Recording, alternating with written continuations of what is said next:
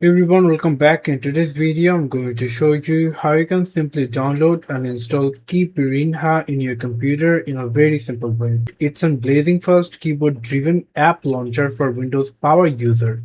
So how you can simply download it, we have to open any of your favorite browser, then you have to come over into your search option and simply search here Keypirinha. Click enter.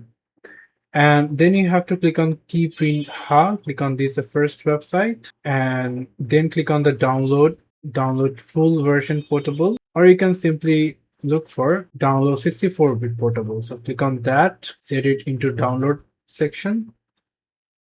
That's it.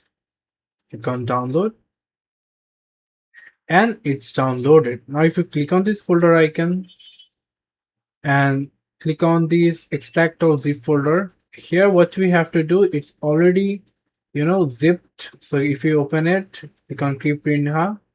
If you click on this Keypirinha, click on it 2 times to install. And now if you minimize everything, and as you can see right now that the Keypirinha is rightly working in your computer, you can search any of it and you will going to get it over here like this.